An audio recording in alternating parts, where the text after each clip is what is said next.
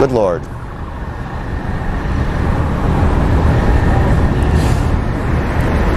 There are no words. You can see large pieces of the building falling. You can see the smoke rising. It is your host. You can see a portion of the side of the building now just being covered on the right side as I look at it, covered in smoke. 2019. This is just a horrific scene and a horrific moment. 95th Street, and the time is 11:07 p.m. I'm going to get some gang stalking caught on camera for you tonight. Be looking for obstruction of my general movements by vehicles and pedestrians, and an abundance of public service vehicles. Let's go. I'm gonna walk from 95th Street and Collins Avenue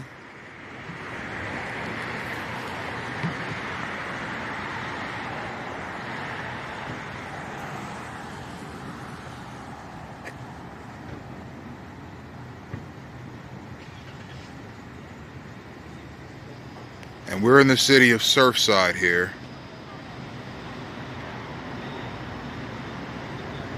Surfside, Florida. I wanted to get that on camera. I'm going to walk northbound on Harding Avenue. And I want to talk about useful errors in law enforcement in relation to gang stalking. Now, I uploaded an article to my Twitter page today at Senate and House concerning the Chicago PD. The Chicago PD has, for an unspecified amount of time, been erroneously putting innocent people's names in a gang member database. So in other words, there are people in Chicago right now that have never been in gangs, but their name has been entered in a Chicago PD gang member database. So to the Chicago PD, they are gang members, even though they have never been in a gang. It sounds like a recipe for gang stalking. You see, because a big part of gang stalking is registry and databases. At some point, my name, Emmanuel Isaiah Smith, was put in some kind of a registry or a database that, and that's our first police vehicle. As I said before, a targeted individual can't go anywhere at any time of day without seeing an abundance of police vehicles. So at some point, my name was put in a registry for terrorists. And the gang stalking program I'm in is a counterterrorism program. And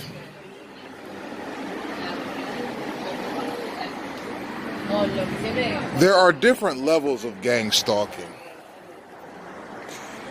My name is in a terrorist registry and was put there by an unknown military or law enforcement agency.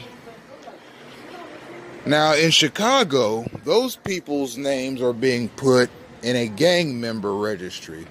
So, any gang stalking that they encounter will be different from the gang stalking that I encounter.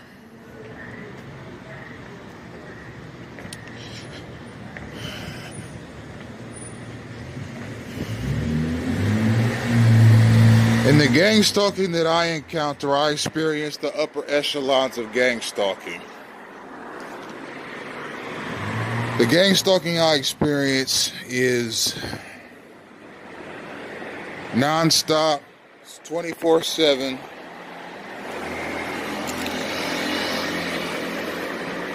And whether I go to a local police station or whether I go right into the office of the director of the CIA, I will see gang stalking. You see, it is maxed out in my situation.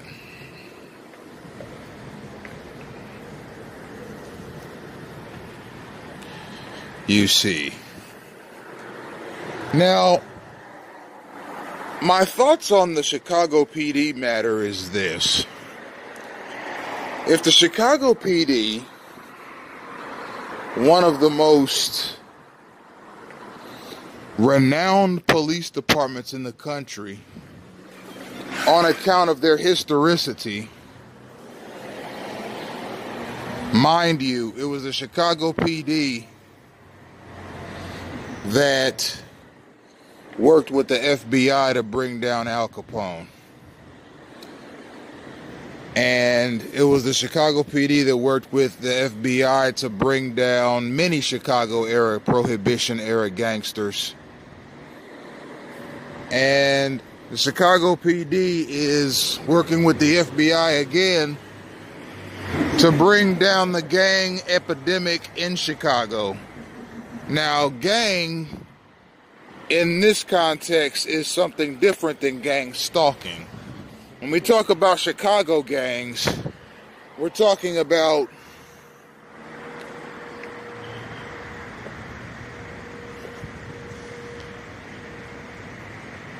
groups of young men that give themselves a name, form an organization,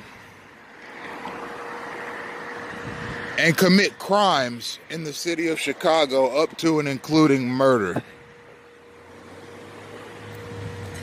These gangs have rivalries with other gangs,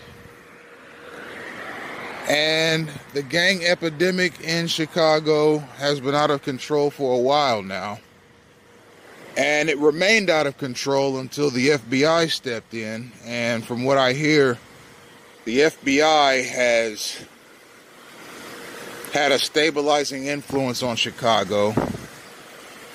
In the 2010s, the same way the FBI had a stabilizing impact on Chicago in the 1930s.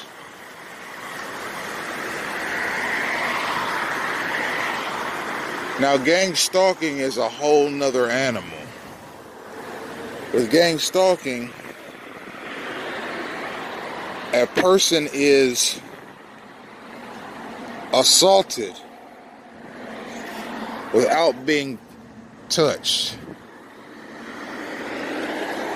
When I say assaulted, a targeted individual's living abode is routinely broken into. And you can see where my residence was broken into in the Fox 45 News interview I did in Dayton, Ohio on March 5th, 2017. I've got that video up on my Twitter page on the Gangstalking in Action live video series, and it's also on my YouTube page. If you go to the Bible Discourses handle on YouTube, which is my biblical discussion channel, you'll see a couple of other links that have my full name on them.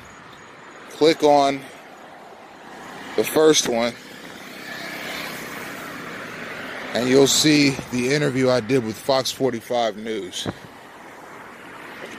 My apartment in Dayton, Ohio was broken into more than 12 times over a 1-year period. And my food was contaminated routinely. The beverages I had in my refrigerator were contaminated. I was often made sick from the food that I ate. That's assault without touching a person. When I'm walking down a street and I come to an intersection and an SUV or some other vehicle turns the corner in front of me at a high rate of speed without regard for me as a pedestrian or the fact that I have the right of way, that's assault without touching a person. So a TI can experience various manners of abuse against themselves without the person actually laying a hand on them due to the gang-stalking mechanism. And when push comes to shove, all a target individual can do is film what's going on and make what's going on public. Now, I have in past videos asserted that in the many different levels of gang stalking, now mind you, there are different levels of gang stalking. There's a military element. There's a federal law enforcement element. There's a state law enforcement element. There's a local law enforcement element. There is a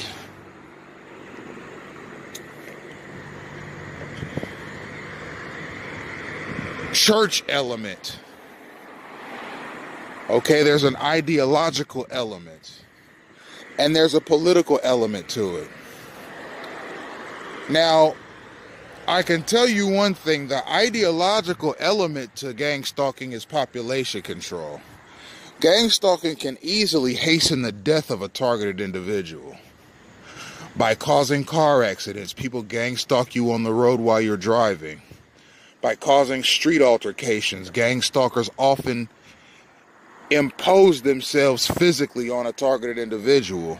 And I've documented that at some length in my videos.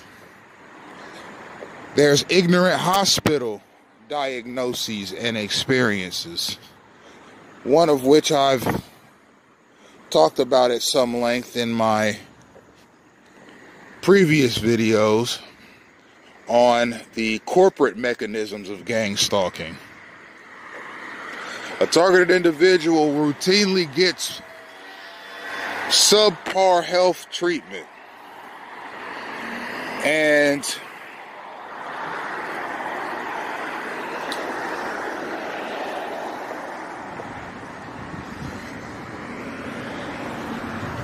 regardless of the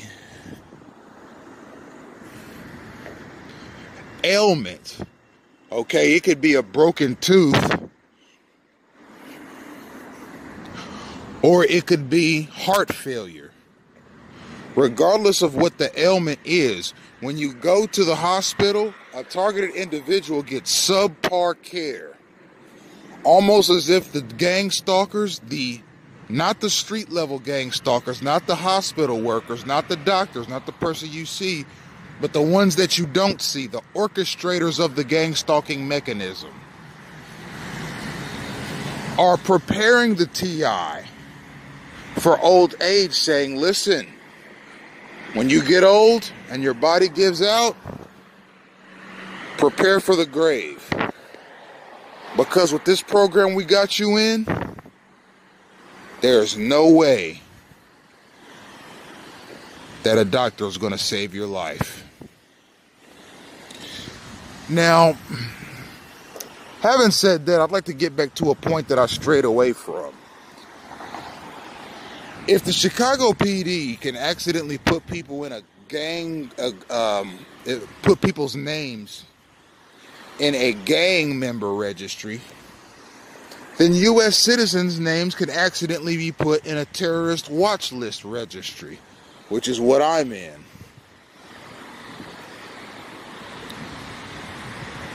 Now, the reasons that a person can be put on a terrorist watch list are numerous and very specific. There are specific criteria for a person to be put on a terrorist watch list.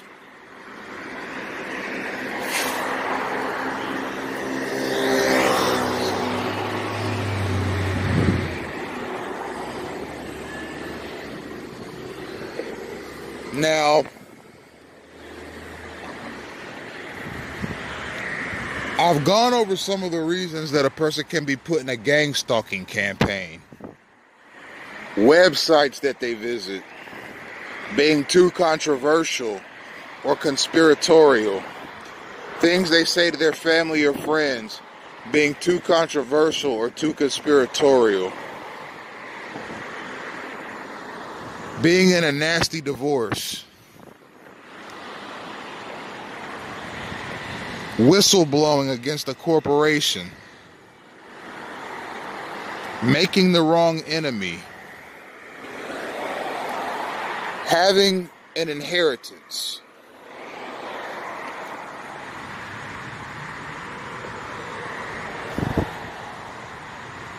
viciously advocating for a particular cause. These are all reasons that a person can be put in a gang-stalking campaign. The only one of these reasons I can fathom is my reason for being gang-stalked, is the fact that I have an inheritance. And again, I have not seen any documents officially, but I was told reliably by family members that I have one. So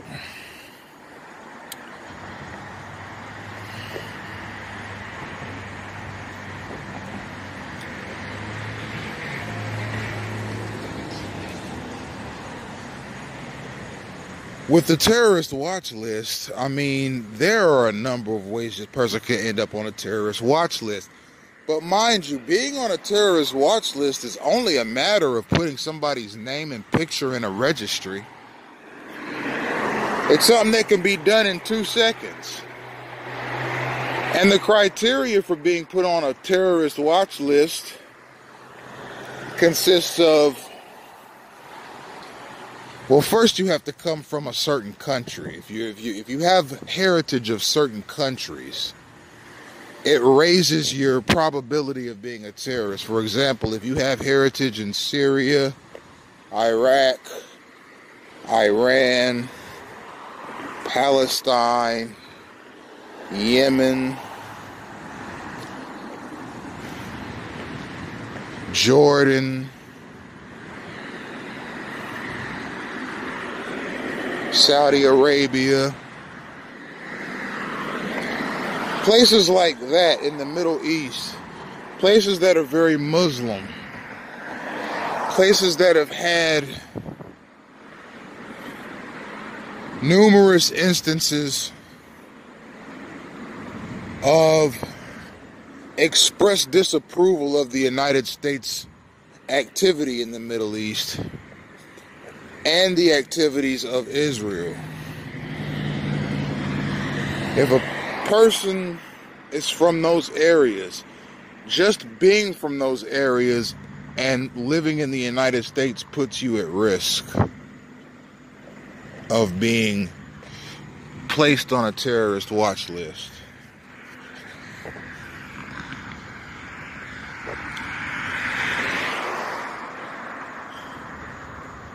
Being a loner can get you placed on a terrorist watch list, because you could be a lone wolf terrorist.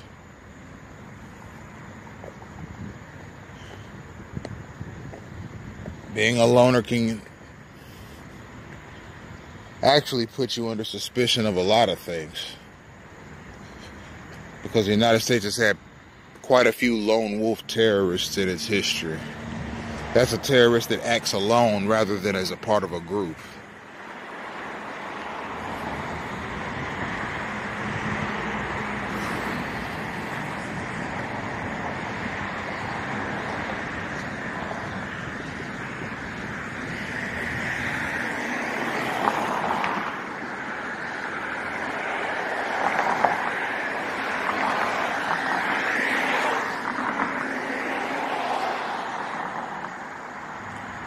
So on top of that, if a person visits quite a few, if one of these Muslim people visits quite a few ISIS-related websites,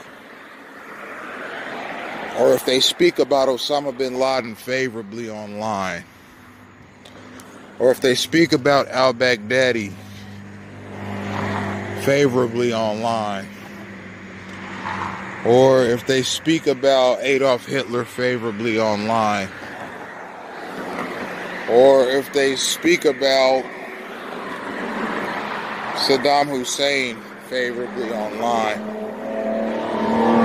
or if they use search terms such as how to join ISIS, how to make a bomb, how to kill a cop, how to hijack a plane, how to blow up a U.S. Air Force base, stuff like that. A person can be reasonably expected to be placed on a terrorist watch list, and they'll be surveilled for terrorist activity.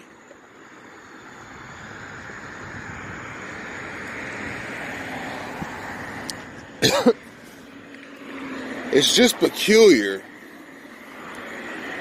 that a United States citizen can find themselves in a full-blown gang-stalking campaign, even though that U.S. citizen has no terrorist ties or even a criminal record to speak of.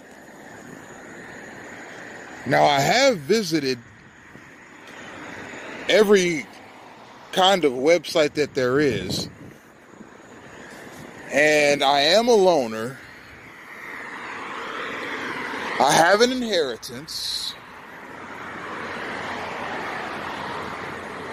I can't say I've been a whistleblower on companies, although I have talked to HR departments about certain matters. I haven't gone to any news outlets or the FBI or anything like that on a company.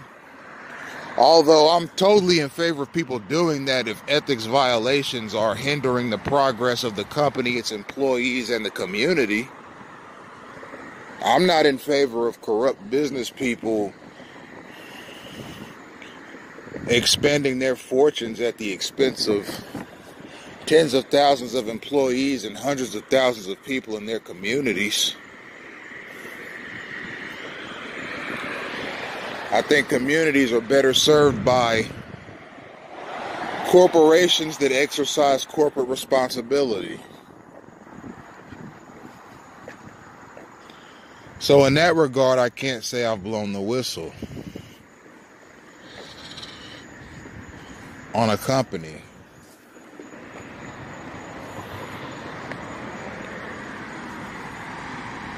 I've never entered a search term in a website, how to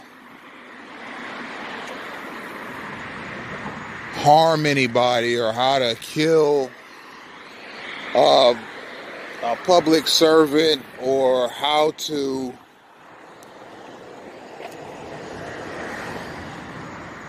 make a bomb or anything like that.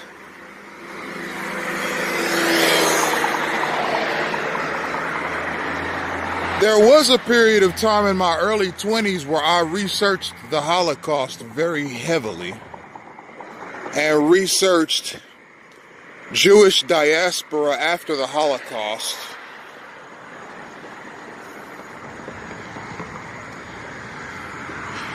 And in the process of researching these things, I encountered some conspiratorial websites that I found terribly entertaining in terms of the theories that they put forth about history in general. Not just the Holocaust, but history in general.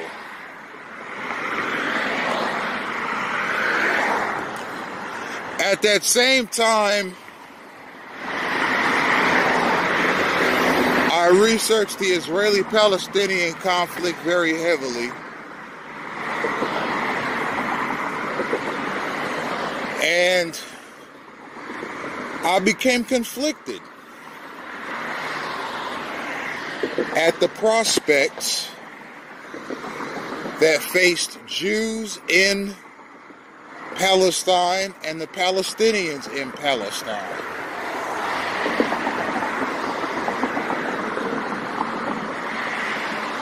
So, if a military agency or an intelligence agency or a federal law enforcement agency saw my search results, because I went in, I was hearing all kinds of rumors about the Jews manipulating world wars and manipulating the financial systems of governments and instigating wars to profit off of them. And now there are a whole lot of non-Jews in the world that are doing the same thing, using the Jewish blueprint that was set forth by the Rothschilds. And I just started hearing all of these interesting historical tidbits about Jewish people and how the Holocaust was fabricated, the 6 million number, and how that many Jews didn't really die, that political Jews just used that figure as a way to manipulate public opinion and political rhetoric towards Israel. And I was hearing all this stuff, and I was like, you know what? I have an inquisitive mind. I'm a history buff. I'm going to research this stuff. And I just started researching these things very intently, and I visited several libraries and read books on the subject inside of the libraries. I did searches on these subjects at home. I visited just about every website you can think of. CIA World Factbook. I visited Jerusalem Post articles. I visited Haaretz articles. I read articles by the Shabbat Lubavitch organization. I read articles from opposing people, like various imams and sheikhs throughout history that opposed Israel. I read articles written by neo-Nazis. I read